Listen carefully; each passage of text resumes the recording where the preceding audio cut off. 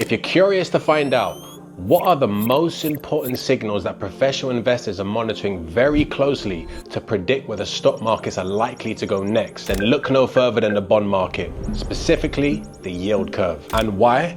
Because it's been predicting economic growth cycles and recessions with unbelievable accuracy for over 50 years. And most individual investors have never been shown how to use the yield curve. So by the end of this video, I'm gonna break it down for you step by step so you can start using it today. So bonds are issued at different maturities, some short-term, some long-term, which means you borrow money to a government and you get paid a fixed amount of interest. And once the bond reaches the expiry date, you get your original investment back plus interest.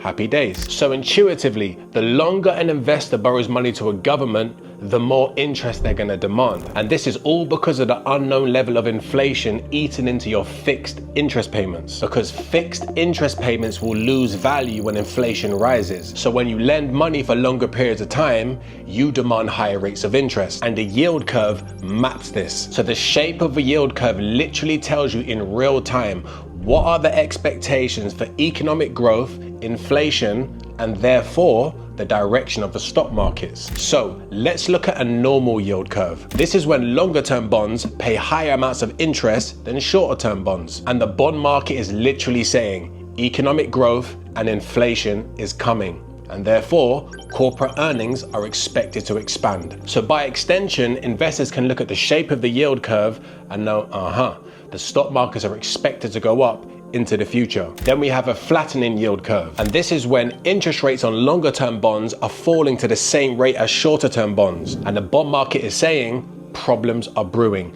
Economic growth is slowing, inflation is expected to fall, earnings expectations are likely to decline, and the stock markets are likely to take a hit. And as soon as the markets see a flattening yield curve, investors start to hesitate. And then we have an inverted yield curve. And this is when shorter term bonds are actually paying higher rates of interest than longer term bonds. And the bond market is telling you one thing: a recession is coming. Every major recession in the United States over the past 50 years proceeded after an inverted yield curve.